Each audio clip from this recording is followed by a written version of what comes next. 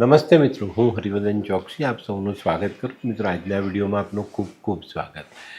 મિત્રો, દર શનિવારે આપણે એક વિડીયો જોઈએ છીએ 11 વાગે. અત્યારે આપણે આ વિડીયોની સિરીઝમાં વાસ્તુ અંગેની જાણકારી મેળવી રહ્યા છીએ. હવે દુનિયામાં આપણા ભારત દેશમાં ઘણા બધા વાસ્તુને લગતા નિયમો છે. અલગ અલગ પ્રકારના વાસ્તુ લોકો જાણે છે, સમજાવે છે. તો આ બધી ઘણી બધી બાબતો છે, પણ લાલ કિતાબમાં પણ વાસ્તુનું મહત્ત્વ આપેલું છે ને એના માટે એક ચોક્કસ માહિતી આપેલી છે કે ભાઈ એને આપણે કઈ રીતે સમજવું.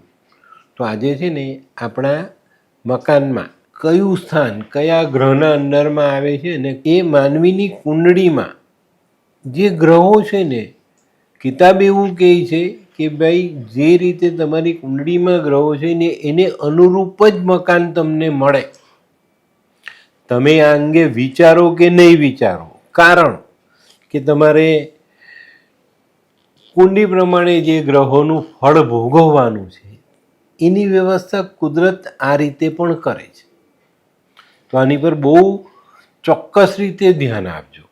ઘણીવાર પરિવર્તન આવશે કોઈ જાણકારની સલાહથી, કે આપણે જે સુખ દુઃખ ભોગવીએ છીએ એનો વિચાર કરીને આપણે આપણું પરિવર્તન લાવશું, એ પણ પહેલેથી લખાયેલી વાતો છે. લાલ કિતાબમાં એવું કીધેલું છે કે કુંડળીમાં જે રીતનો યોગ લખ્યો જ નહીં એ જ રીતનું મકાન તમને મળે.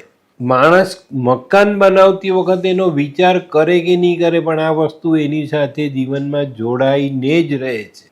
અને જો માણસ જાણકાર છે તો એની રહેવાની જગ્યા જોઈને, એનું ઘર જોઈને એ માનવીની જન્મકુંડળીનો ઘણો બધો અણસાર મેળવી શકે છે. એવી જ રીતે જન્મકુંડલી જોઈને એના મકાનનો અંદાજ પણ લગાવી શકાય. આ એક બહુ ઊંડાણપૂર્વકનો અભ્યાસ છે અને એ જાણકાર માણસ જ કરી શકે છે. ઘણી વખત છે ને આવી બાબતોનો આધાર નથી હોતો, પણ ઘણી વખત એના પરિણામ આપણે અચંબિત કરી દે છે. મેં આવા ઘણા બધા કિસ્સાઓ જોયા છે અને પરિણામ જોઈને હું પણ અચંબિત થયો છું. તો મિત્રો, હવે આપણે આપણી જાણકારીમાં પહેલી શરૂઆત કરીએ. ગુરુને જાણવા માટે, એની પરિસ્થિતિને જાણવા માટે મકાનમાં હવા કઈ રીતની આવે છે જાય છે એનું નિરીક્ષણ કરવું પડે. દરવાજો, બારી, આ બધી વસ્તુઓ જોવી પડે. ગુરુનો અર્થ શું? પિતા, પૂર્વજ, મંદિર આવે, ભગવાન આવે.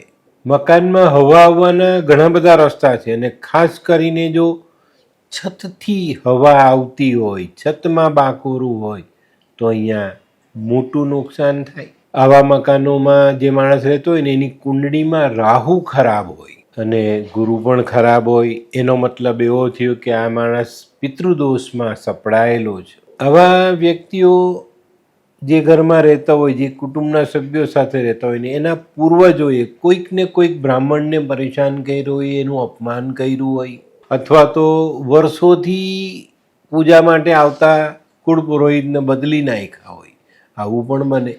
બીજો ગ્રહ સૂર્યનો સંબંધ અજવાળા સાથે છે, તડકા સાથે છે, સરકાર સાથે છે, સરકારી ડિપાર્ટમેન્ટ સાથે છે. પૂર્વ તરફથી આવતો સૂર્યપ્રકાશ જો બાધિત થતો હોય જે ઘરમાં, તો યશ પ્રતિષ્ઠા ઘટતી દેખાય છે અને સરકારી એજન્સીઓ સાથે આપણને તકલીફ પડે છે, ત્યાં સંબંધો આપણે સારા નથી રાખી શકતા. ચંદ્રમા પાણી, દૂધ, ચાંદી, મોતી, માતા, માનસિક શાંતિ અને ધન દોલત ને પૈસો આવવાનો સ્ત્રોત એ ચંદ્રથી જોડાયેલો છે.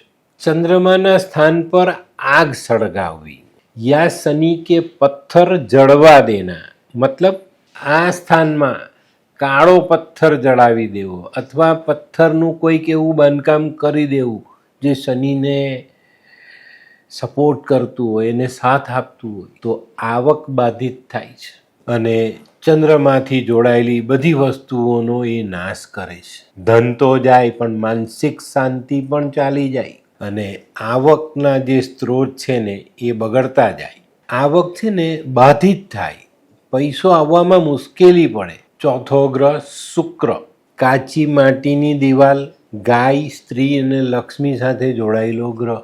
જો આપણા મકાનમાં કાચી દિવાલ નથી અથવા ખુલ્લી જમીનવાળો ભાગ નથી તો આંગણામાં કાચી માટી જરૂરથી રાખવી જોઈએ. આવું નથી તો એ ઘરમાં શુક્રનું સુખ નથી મળતું. હવે મંગળ બે પ્રકારના છે, સારો અને ખરાબ. કુંડળીમાં કે તમારા ઘરમાં મંગળ સારો તો ખાવા પીવાનું સારું મળે, શરીર સારું રહે, રોગ ઓછા હોય. હવે મંગળ પણ ખરાબ, ડિગ્રીનો ખરાબ અથવા ખોટા સ્થાનમાં બેઠેલો મંગળ ઘરમાં લડાઈ ઝઘડા કરાવે, ગુસ્સો કરાવે, ગુસ્સાથી નુકસાન કરાવે, રોગ વધારે. આ બધી અસરો ચોક્કસ આપણા જીવનમાં જોડાઈ શકે. આનાથી આગળ ચાલીએ તો બુધ જોઈએ. બુધ માટે આપણે જાનદાર અને બેજાન એટલે જે સજીવ છે તે અને જે નિર્જીવ છે તે એ બંનેને જોવા જોઈએ. બકરી તો એ સજીવ પ્રાણી છે. આપણી આજુબાજુ હરિયાળી જે છે, લીલોતરી, કલમ, બુદ્ધિ પણ બુધની અંદર જોડાયેલી છે. આપણી બેન બેટી દુઃખી છે, આપણા ઘરમાં કુંડળીમાં બુધ ખરાબ છે તો આપણી બેન દીકરીઓને દુઃખ પડે જ. શનિ, આ બહુ મહત્વનો ગ્રહ છે ઘર માટે. પ્રોપર્ટી આમ પણ શનિના અંડરમાં હોય છે. આપણા ઘરમાં અંધારી જગ્યા એ પણ શનિ છે. સૂકા લાકડા એ શનિ, પથ્થર આ શનિની વસ્તુ છે. તો આનું આપણા ઘરમાં ગમે તે રીતે ગોઠવવું, ગમે તે જગ્યામાં ગમે તે જગ્યા પર પથ્થર જડાવી દેવો, સૂકા લાકડાનો એ જે સ્ટોર છે એને આપણે વધારે રાખીએ, સૂકું લાકડું આપણા છત પર પડી રહી, આપણા ઘરમાં ગમે ત્યાં પડી રહી તો આ વસ્તુ આપણને નુકસાન કરતા સાબિત થાય. આપણા ઘરમાં ઉત્તર દિશામાં જે દિવાલ પડે ને એનો છેલ્લો ભાગ જે પડે એ શનિનું સ્થાન છે. કુટુંબની એકતા એ પણ શનિ પાસે જ. કુટુંબના સભ્યો, કાકા બાપા, આપણા કઝિન્સ, ભાઈ બહેનો આ બધું શનિના અંડરમાં આવે છે. હવે આવ્યો રાહુ. તો આપણા ઘરમાંથી ધુમાડો નીકળવાની જગ્યા એ એની પાસે છે. અને આપણા ઘરમાંથી જે ગંદુ પાણી વપરાયેલું, આપણા ઘરનું વપરાયેલું ગંદુ પાણી બહાર નીકળે છે એ રસ્તો પણ એ નાલી એ રાહુ છે. તો આની ગોઠવણ પણ આપણા જીવનમાં બહુ મહત્વની છે. જેના ઘરમાં ઉંબરાની નીચેથી ગટર નીકળતી હશે ત્યાં દુઃખ હશે, તકલીફો હશે જ. આપણા ઘરમાં જે ઘરની બહાર જે પેલી સેફ્ટી ટેન્ક બનાવવામાં આવે કે ભાઈ જ્યાંથી કચરાનો ગંદા પાણીનો નિકાલ થાય એ ઈશાન ખૂણામાં આવી ગઈ તો તમને તકલીફ પડે. તો આનું પણ ધ્યાન રાખવું પડે છે. હવે જોઈએ આપણે છેલ્લો ગ્રહ કેતુ. આપણા ઘરમાં જ્યાં ઓછામાં ઓછું અજવાળું આવતું હોય ને તે જનરલી કેતુની જગ્યા કહેવાય. ખાસ કરીને આપણા ઘરમાં એવી જગ્યાઓ હોય કે જ્યાં તડકો પહોંચે નહીં અથવા તો એ થાય તો જે છેલ્લું સ્થાન હોય, આગળનું મોખરાનું ઉપરનું સ્થાન હોય એ વસ્તુઓ આ રીતની આપે. ઘરનું બ્રહ્મ સ્થાન એને આપણે બુધની સાથે જોડેલું છે. તો આ વસ્તુ પણ ધ્યાન રાખજો. બ્રહ્મસ્થાન પર વજન આવવું, એની પર કોઈ બાંધકામ, એની પર પિલર લાવવું, એની પર દિવાલ લાવવી, ત્યાં બેસીને જમવું, આ બધી વસ્તુઓ નુકસાન કરતા એટલા માટે છે કે એ આપણા બુધ સાથે જોડાયેલું છે. આમાં છે ને આપણા હાથમાં જે નસીબ રેખાઓ છે, જે કંઈ પણ રેખા દોરેલી તે આપણી કુંડળી અને અનુરૂપ આપણા જીવનમાં મકાનનો સમાવેશ થાય છે. આપણા હાથની જેવી લકીરો છે એ જ વસ્તુ આપણને જીવનમાં વાપરવા મળે છે. જેવી રેખાઓ છે, જેવા સંસ્કાર છે એવી આપણી બુદ્ધિ છે. આપણી પ્રવૃત્તિ, આપણી બુદ્ધિ, આપણો સ્વભાવ, આપણા કર્મ અને આપણું મકાન આ આપણા ગ્રહો જે જોડાયેલા છે એને અનુરૂપ આપણને મળે છે. સારા ગ્રહોના સ્થાન પર ખોટો સામાન મૂકવો એ તકલીફ આપે. એવો દુશ્મન ગ્રહનો સામાન મૂકીએ અથવા એ સ્થાન પર બેસીને એ ગ્રહની વિરુદ્ધનું કર્મ કરીએ તો પણ નુકસાન પડે. ચંદ્રમાના સ્થાન પર તમે આગ સળગાવો તો આપનો ચંદ્ર ખરાબ થાય. મંગળની જગ્યા પર પાણી, જ્યાં આગ સળગાવવાની ત્યાં આપણે પાણી મૂકી દીધું અથવા ત્યાં પાણી પાડવું, કપડાં ધોવા, વાસણ કરવા, પાણીનો સ્ત્રોત બનાવો, તો આ વસ્તુ, આ ભૂલ તમારા ચંદ્ર મંગલ બંનેને ખરાબ કરે છે. જનરલી જે માણસ પિતૃદોષથી સપડાયેલો છે, પિતૃદોષ એનામાં ભરેલો પડેલો છે, એવો માણસ છે ને, જેને સંતાન નથી, એવા વ્યક્તિ પાસેથી જમીન અથવા મકાન ખરીદે છે. એવી ભૂમિ ખરીદે ને એની પર મકાન બનાવે તો આવા મકાનમાં શું થાય ખબર? મકાનનો જે ઢાળ આપણો ઈશાન તરફનો હોવો જોઈએ તે ઉલટો હોય. પૂર્વ તરફનો ઢાળ હોવો જોઈએ, એની જગ્યા પર પશ્ચિમ તરફનો ઢાળ હોય. આ વિડીયો બરાબર ધ્યાન રાખજો અને તમારું ઓબ્ઝર્વેશન જો હોય ને તો આની પર ધ્યાન આપજો. આ જ રીતનું થશે.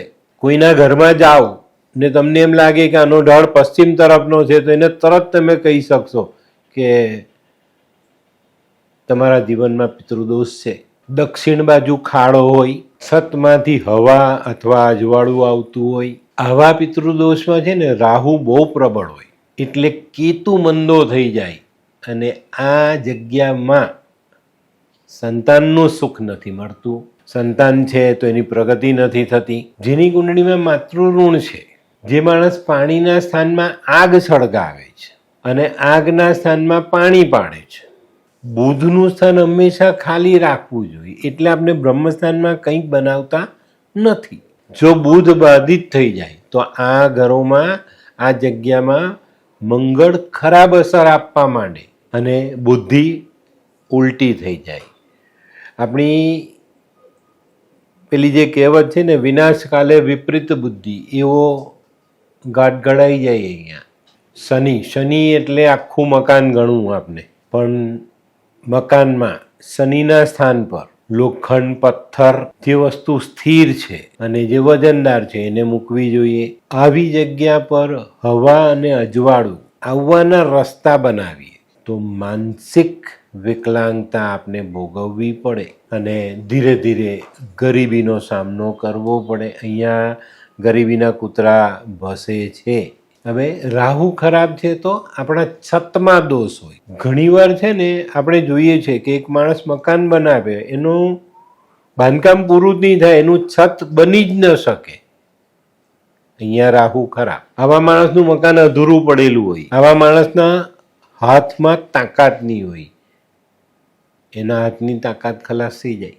લોહીની બીમારી આવે અને કોઈ પણ કામ કરવા જાય ને તો આકસ્મિક મુશ્કેલીઓ આવે. હવે કેતુ ખરાબ થયો તો આપણી ઉત્તર દિશા વિરાન થઈ જાય અથવા એ દિશાથી જે ફાયદા મળવા જોઈએ તે ન મળે તો માની લેવાનું કે આપનો કેતુ બરબાદ થયો.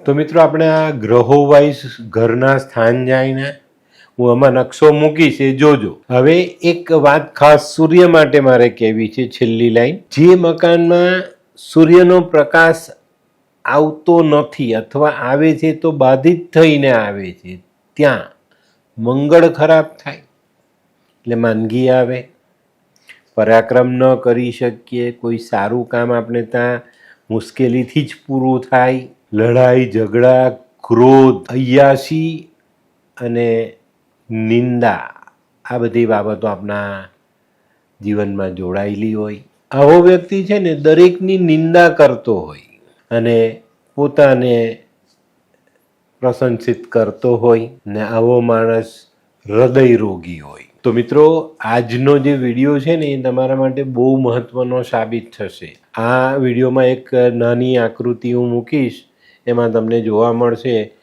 આપણા ઘરના કયા સ્થાન પર કયા ગ્રહનું પ્રભુત્વ છે, એમાં હું લખીને મૂકીશ. તો મિત્રો, આજનો વિડીયો તમારા માટે ખૂબ મહત્વનો છે અને જો તમે એની પર ધ્યાન આપશો તો તમે તમારા જીવનમાં કયા ગ્રહથી દુઃખ આવે છે, કયો ગ્રહ મને પરેશાન કરે છે, એની જાણકારી મેળવી શકશો અને એમાંથી બચી શકશો. તો મિત્રો, આજનો વિડીયો ગમ્યો તો લાઈક કરો, શેર કરો, યુટ્યુબ જોનારા શેર કરે અને સબસ્ક્રાઈબ કરે. હું હરિવર્ધન ચોકસી આપ સૌની રજા લઉં. ફરી મળીએ નવા વિડીયોમાં નવી જાણકારી સાથે. તો ચાલો બદલીએ જિંદગી. નમસ્તે મિત્રો.